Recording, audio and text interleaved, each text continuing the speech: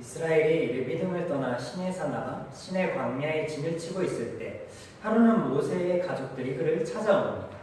모세의 장인 이드로가 모세를 찾는 이유에는 두 가지 정도를 생각해 볼 수 있겠습니다. 첫 번째는 그가 이집트와 이스라엘에게 있었던 일들을 들었기 때문입니다. 그래서 그간의 일들을 당신의 사인 모세에게 자세히 듣기를 원하였습니다. 처음 모세가 미디안을 떠나 이집트로 들어갈 때 사위인 그가 그 이유에 대해서 자세하게 정직하게 말하지 않았기 때문이죠.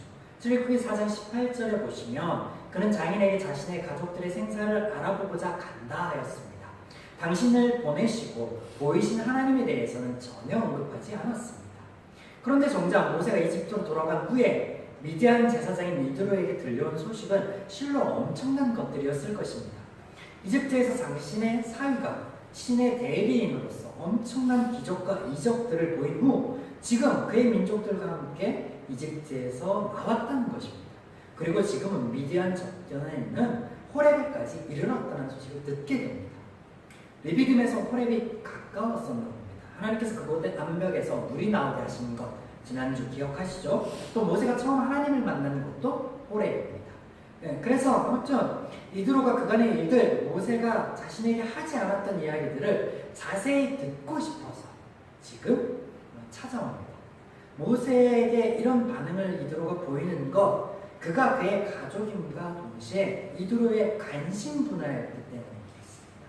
신들의 이적들, 신들이 행한 기적들, 신들과의 싸움, 이런 것이 왜 그의 관심사였냐? 바로 그가 미디안의 대사장이었기 때문이었습니다. 그래서 그 일들을 듣기 위해서 찾아옵니다. 두 번째 이유는 모세의 아내와 두 아들들을 모세에게 돌려보내기 위해서입니다. 처음 출애굽기 4장에 보시면 모세가 그 아내와 두 아들들과 더불어서 이집트로 나오다가 그들을 돌려보냅니다. 그러면 돌려보내는 내용이 나오느냐? 나오지 않습니다. 하지만 충분히 유추해 볼 수 있습니다. 4장에서 함께 이집트로 나오던 그들이 숙소에 이르렀을 때 그의 장남인 게르솜이 열병을 앓습니다. 또 이를 통해서 이 사건을 통해서 하나님께서는 이스라엘에게 모세에게 이스라엘이 나의 장자이다, 나의 유업을 이을 자녀이다라는 것을 알려주시죠. 이것을 처음 선포하는 일이 이 사장에 있습니다. 또 이 사건을 통해서 10%라도 모세에게, 남편에게 하나님에 대해서 들었을 것입니다. 그래서 알게 되었을 것이죠. 그래서 지금 이집트로 가는 이 길이 득보다는 실이 많겠구나, 위험하겠구나라고 여겨졌을 것입니다. 그래서 어떻게? 다시 그의 아버지 이드로의 집으로 돌아갔을 겁니다. 자녀들과 함께. 그래서 그 이후에 보면 10%의 이야기도, 두 아들들의 이야기도 전혀 등장하지 않습니다. 그죠? 그의 형 아론과 모세의 이야기만 등장하는 것이죠. 아무튼 헤어진 가족들이 이제 위험이 없을 법한 상황이었기에 또 가까이 왔으니 그들을 돌려보내기 위해서 온다는 겁니다. 그렇게 찾아온 이드로가 비로소 모세에게 하나님께서 하신 일들을 듣습니다. 그의 사위가 어떤 일들을 겪었는지 자세하게 듣습니다. 그리고 그 다음날 사위가 그를 찾는 백성들로 인하여 고생하는 것도 보게 됩니다. 이에 이드로는 백성들을 다스릴 지혜를 제공하고 홀로 그곳을 떠나 원래 자신이 있던 곳, 그곳으로 돌아갑니다. 여기까지 오늘 본문의 내용이죠. 이집트를 나오는 순간부터 계속 이스라엘 백성과 하나님의 이야기가 전개되고 있습니다. 그런데 오늘 18장에 보면 이스라엘과 하나님의 이야기가 아니라 모세의 이야기, 모세의 가족의 이야기만 등장합니다. 하나님의 말씀, 하나님께서는 전혀 등장하지 않으십니다. 하지만 이 가운데서도 하나님께서 말씀하고 계신다는 겁니다.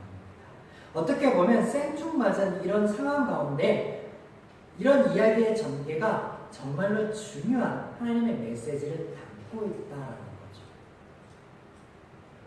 지난주 르비딤에서 아말렉과의 전투를 통해서 하나님께서 이스라엘 백성들의 고백, 그들의 불신의 말을 들으시고 그대로 그들의 시험을 받으시면서 당신의 하나님됨을 또 우리의 아버지 됨을 증명하신 것과 같이 오늘 이방신을 섬기는 이두로의 말을 통해서 하나님께서 이것을 다시 한번 증명하시고 보이시고 계신다는 것. 본문의 말씀을 본격적으로 나누기 전에 한 가지만 짚고 넘어가겠습니다. 성경 속 인물 혹은 그들의 말에 여러분 속지 마십시오. 이게 무슨 말입니까? 제가 거듭 강조하는 바 성경은 하나님의 이야기입니다. 그래서 역사적인 사실, 사건들, 사람들을 주목하다 보면 정작 그들을 통하여서 하나님께서 말씀하시는 의도를 왜곡할 수 있으며 또 그렇게 역사하시는 하나님 자체를 우리가 못 볼 수가 있다는 것. 같은 맥락이에요. 오늘 본문에서도 이드로의 말에 속지 마십시오.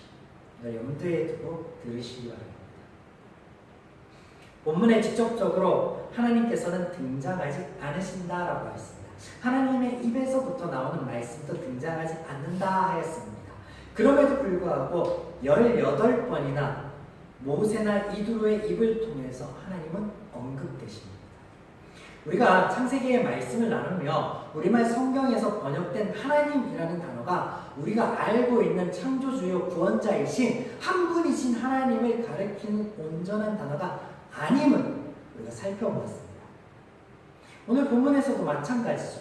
정작 18번의 언급 중에 고유명사로서 한 분이신 하나님을 가리키는 단어는 고작 6번 등장합니다. 그리고 나머지 12번은 그냥 일반 명사로서 신을 가리키는 단어입니다. 그래서 18번 중에 6번 등장하는 곳이 어디냐면 18장 1절입니다. 여기에 일반 명사와 고유 명사가 동시에 등장하면서 구분하고 있습니다. 또 8절부터 11절까지 고유 명사가 등장합니다. 그래서 모세가 하나님의 부르심을 잊기 전 아들의 이름을 엘리에셀로 지은 것 여호와에 대한 고백이 아닙니다. 하나님을 믿지 않지만 황당한 일이나 어려운 일을 직면했을 때 영어권 사람들이 흔히 말하는 게 있습니다. 그게 뭐였죠? 오 마이 갓! 예, 여기서 갓은 하나님을 고백하거나 찾는 그런 의미가 아니죠. 모세의 고백도 이와 같습니다. 같은 맥락입니다. 모세의 이야기를 들은 이들의 고백도 그렇습니다. 그가 무엇인가 깨달음이 있고 하나님을 믿게 되었거나 신앙이 생겨서 한 고백이 아닙니다. 이드로는 제사장입니다. 그래서 제사장이 할 법한 이야기를 한 것뿐이에요. 모세와 이드로와 장로들이 제사를 지내고 음식을 나눴던 장면이 등장하죠. 여기서도 하나님께 예배한 것이 아닙니다.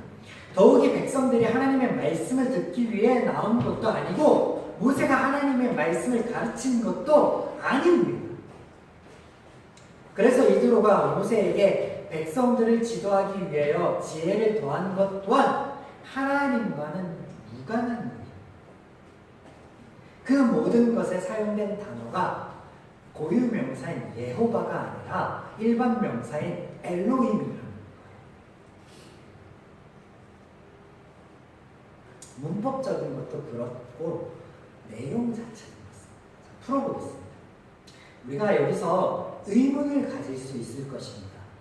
이드로와 모세가 대화하는 것이 8장에서 11절 사이에 보면 그 대화 내용 중에 예호바, 한 분이신 하나님을 가리키는 고유명사가 등장하기 때문에 그렇죠.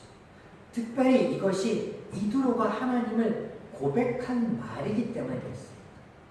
그래서 제가 서두에 사람의 말에 속지 말라, 이드로의 말에 속지 말라라고 못 받고 시작하였습니다. 지금 이드로가 모세를 만나기 전 사람들의 입을 통해서 지금까지 전개되었던 사실들을 들었을 거란 말입니다. 그리고 모세를 통해서 다시 한번 하나님에 대해서 들었을 것이란 말입니다. 그래서 그에게 하나님을 믿고 고백하는 신앙이 생겼지 않았느냐라고 그렇게 이해할 수 있을 것입니다. 그런데 결론 아니라는 거죠. 아닙니다. 아니에요. 여러분 기억하시죠? 홍해를 건넌 이스라엘 백성들이 하나님 앞에 찬양을 하는 것이 이것이 성경에 등장하는 하나님을 찬양하는 첫 찬양이었단 말이에요. 얼마나 은혜롭고 얼마나 신실한 고백이었습니까? 그런데 그런 입술들이, 하나님을 고백하였던 그 입술이 마라에서, 신광야에서, 르비딤에서 그간에 어떻게 하였는지, 어떻게 돌변하였는지, 이스라엘에게서 믿음을 찾을 수 있었습니까?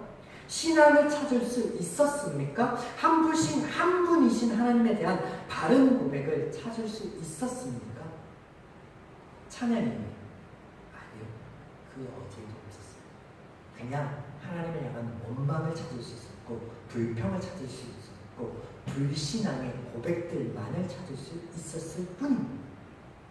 그렇다면 이두로가 좀 더 나은 사람이라 믿음이 생겼고 신앙이 생겼을 것이냐? 아니라는 거죠. 다니엘서에 보시면 아주 재미난 대목이 나옵니다. 다니엘서 2장 47절입니다. 왕이 대답하여 다니엘에게 이르되 너의 하나님은 참으로 모든 신들의 신이요 모든 왕의 주제시이다. 내가 네게 은밀한 것을 나타냈으니 내 하나님은 또 은밀한 것을 나타내시는 이시로다. 이게 무슨 내용이냐면 느부갓네살 왕이 꿈을 꿨는데 이 꿈을 아무도 해석하지 못합니다. 그때 하나님의 영에 감동된 다니엘이 하나님의 은혜로 이것을 해석해 보입니다. 그제야 느부갓네살 왕이 네가 믿고 있는 신이 참 신이다. 네가 믿고 있는 신만이 유일하신 신이다 라고 고백합니다. 그런데 이렇게 고백하였던 그가 시간이 흘러 조금 뒤에 어떤 일들을 하는지 아십니까? 3장입니다. 바로 뒤에 3장 5절에서 6절입니다. 너희는 나팔과 피리와 수금과 사명금과 양금과 생황과 모든 악기들의 소리를 들을 때에 엎드려 내가 세운 금신상에게 절하라. 누구든지 절하지 않으면 즉시 타는 풀무불에 던져 넣을 것이다. 이 말이 뭐예요? 그가 세운 금신상만이 유일한 신이며 만왕의 주제다. 그래서 너희들 나팔과 양금과 생황과 모든 악기 소리 들을 때 절하지 않으면 엄벌에 처할 것이다. 지금 다니엘서의 2장과 3장의 왕이 똑같은 인물입니다. 그런데 상황에 따라 하나님을 인정하기도 하고 그리고 세워놓은 금신상을 인정하기도 합니다. 또 10가지의 이적과 기적을 경험하여 지금까지 자신들이 섬기던 것이 허상이고 여호와만이 유일하신 신임을, 여호와만이 능력 있는 신임을 알게 되었던 바로가 어떻게 행동하였습니까? 하나님을 고백하고 하나님을 섬겼습니까? 아니요. 떠나가라. 이스라엘을 쫓아냅니다. 너희들은 너희 신을 섬겨라. 나는 여전히 남아서 나의 신을 섬기겠다라고 했습니다. 오늘 마찬가지 이두로도 그가 하나님을 고백하였기에 유일하신 신이신 하나님을 알았다면 하나님을 섬겼겠죠. 그런데 오늘 본문 마지막 구절에 보면 그가 그의 삶의 연장으로 돌아갔다라는 말이에요. 그 말은 뭐예요? 그가 섬기던 미디안의 제사장의 자리로 돌아갔다는 하나님이 아니라 미디안의 제사장의 본분을 지키러 갔다라는 그 고백이 신실하였다면, 온전하였다면 그럴 수 있었겠느냐. 그래서 이와 같은 것들을 부연 설명하듯이 이후에 백성들의 잔을 세우는 아주 재미있는 장면이 등장하는 거예요. 이스라엘 백성들이 모세에게 재판을 받으러 나옵니다.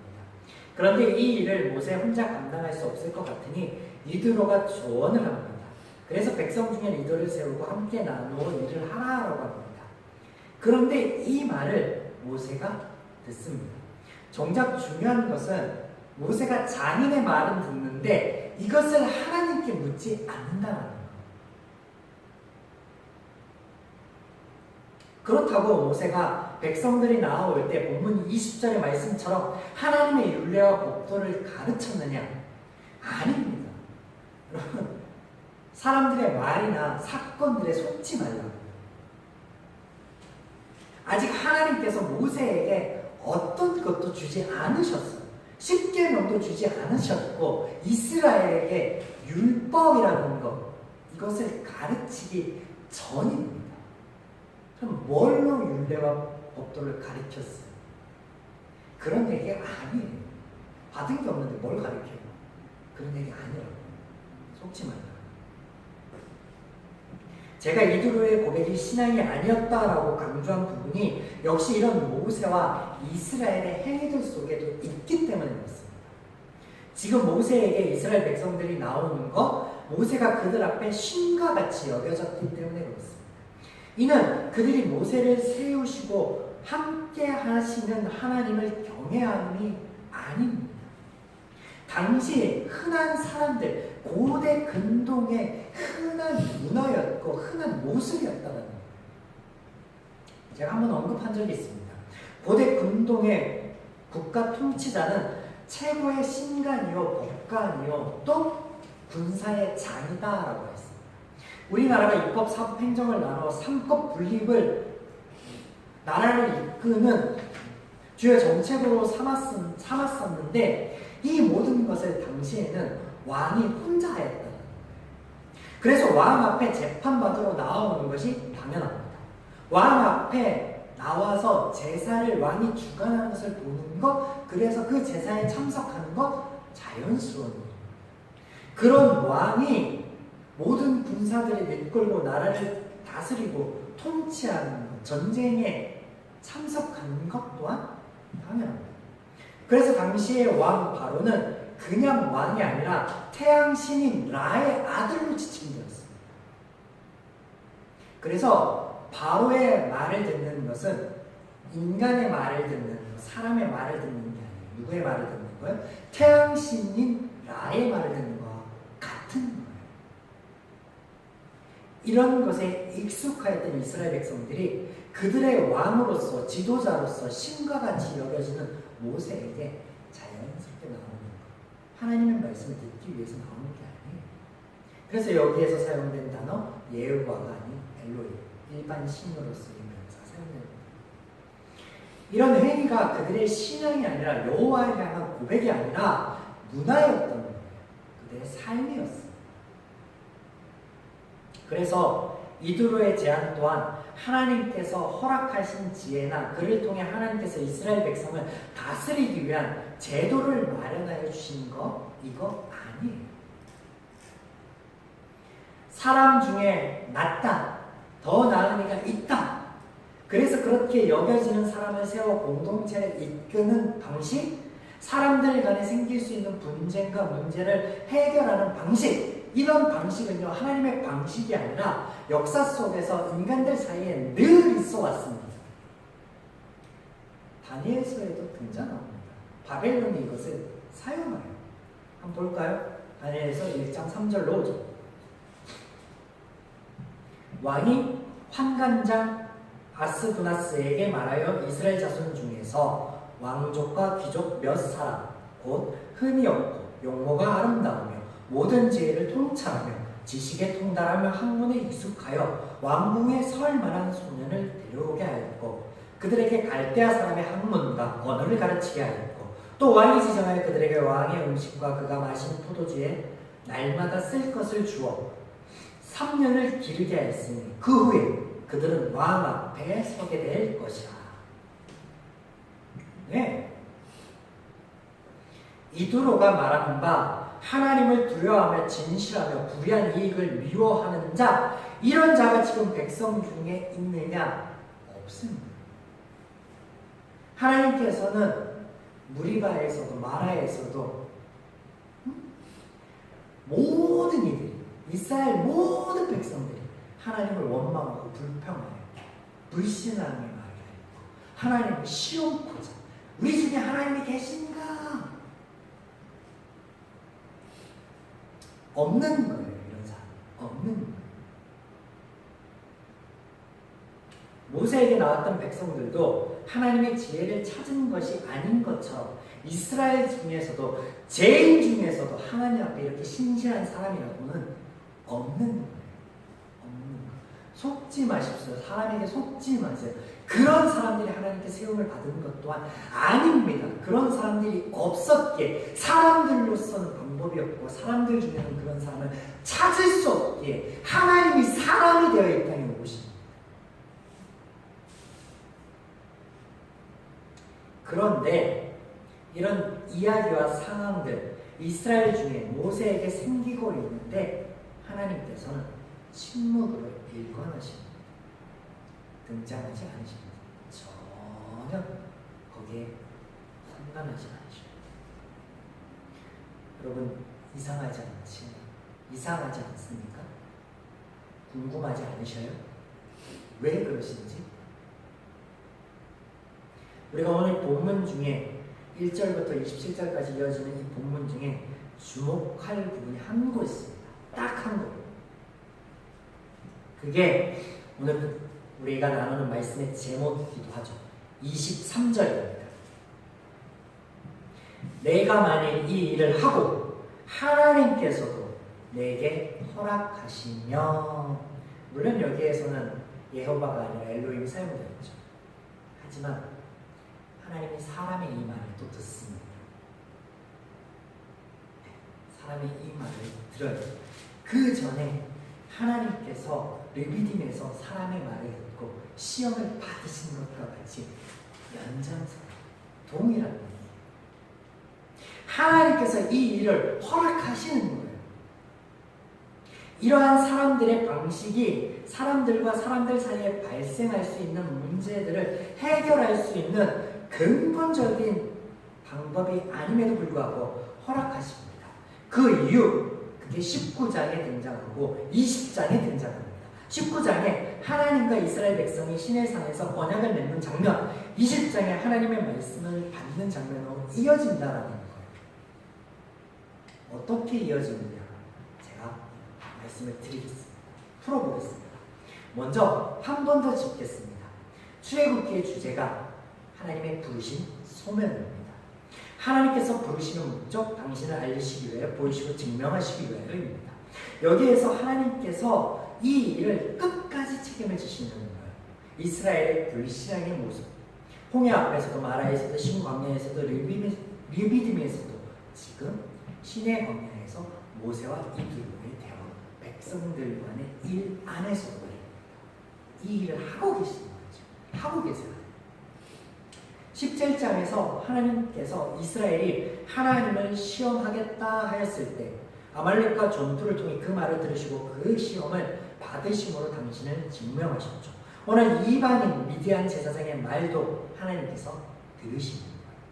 그래서 하나님께서 모세에게 나오는 죄인들의 행위를 아시기에 이에 모세 한 사람이 하나님을 대신하는 것, 인간들이 하나님을 찾는 게 아니라 모세를 찾고 인간들이 하나님을 알기를 원하는 게 아니라 하나님 아닌 모세를 의지하고 모세를 향하는 것, 그게 옳지 않단 말이에요. 그것을 아시고 막으시는, 또 모세가 지치게 될 것, 이두의 말처럼 모세가 그 일을 할 때 마냥 즐겁고 행복하지 않을 거란 말이에요. 많은 사람들이, 수백만의 사람들이 올 텐데 지치겠죠. 그래서 그 또한 막으시는 거예요. 이해가 되십니까? 그리고 그의 말대로 그들, 하나님의 자녀들을 위해서 이후 20장에서는 하나님께서 계명과 율례를 주십니다. 그들이 마땅히 따르고 지킬 수 있는, 그래서 행복할 수 있는 것을 하나님께서 주십니다.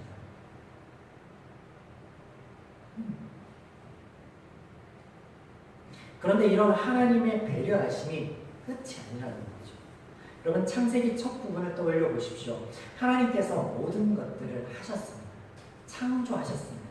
그럼에도 불구하고 아담에게 하나님께서 만드신 짐승들을 보이시며 네가 한번 이름을 지어보라 라고 하시고, 또 아담이 그렇게 부르는 그 이름이 그 짐승들의 특징이 되게 하셨습니다. 그렇게 부여하셨습니다. 하나님이 하신 창조의 놀라운 역사에 사람, 아담은 참으시켰습니다. 이 모든 일들을 하나님께서 하셨죠. 그럼에도 불구하고 사람 함께 세우셨다는 하나님께서 노아를 부르시고 그를 통해 인류를 보존하시고 하나님께서 지으신 모든 것을 끝까지 지키겠다고 약속하셨습니다. 아브라함, 이삭, 야곱, 요셉을 부르시고 이런 당신의 구원 계획을 전 인류에게 구체적으로 알리셨습니다. 모세를 부르시고 하나님께서 하신 약속을 지키고 언약의 백성들을 구원하셨습니다. 이 모든 일들을 하나님께서 하시는데, 그런데 하나님의 그 역사 속에 늘 사람을 세우시고 사람을 등장시키십니다. 여기서 아브라함이 모세가 중요하거나 그들이 특별하기 때문에 아니라는 거죠. 하나님께서 이 모든 것들을 하실 수 있음에도 불구하고 그들을 세우는 것은 하나님을 증명하시고 하나님을 보이시고 하나님을 나타내시기 위하심인데, 그 하나님이 어떤 하나님이냐면 바로 우리를 배려하시고 우리를 어떻게 인격적으로 대하시는 하나님, 우리를 하나님의 자녀로 세우시는 그런 하나님을 보이시기 위해서 이 일을 행하신다.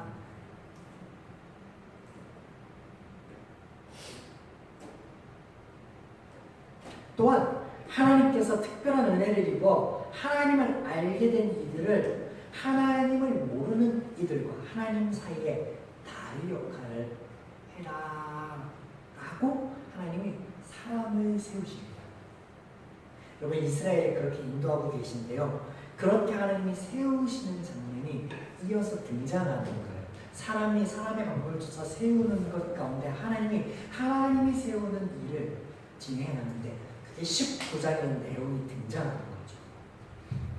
너희가 세상 모든 이들 가운데 제사장 나라가 되라라고 언약을 맺는 장면에서, 제사장이 뭐죠? 폰티펙스, 다리를 묶는 사람들이에요. 또 개인적으로는요, 모세를 세우시고 위로하십니다. 여러분 기억하십니까? 모세가 하나님 안에서 그가 왕된 권위가 아니라 백성들을 돌아보고 그들을 긍휼히 여기는 착한 마음이 있었단 말이에요. 그 안에 소명이 있었고 비전이 있었단 말이에요. 그래서 백성들을 중재하기 위해서 나아갔을 때, 모세야, 누가 너를 우리의 재판관으로 삼았느냐? 라고 했을 때 그게 상처가 되고 비수가 되고 꽂혔단 말이에요. 근데 지금 어때요? 그런 그들 앞에 모세가 떳떳이 재판관이 되어서 서 있습니다. 하나님을 위로하고 계십니다. 모세 대인에 얼마나 멋있습니까? 하나님 얼마나 은혜가 넘칩니까? 오늘 백성들 중 더 나은 이가 없음에도 10부장, 50부장, 100부장, 1000부장을 세움을 허락하심도 이런 하나님의 은혜의 연장선이라는 거예요.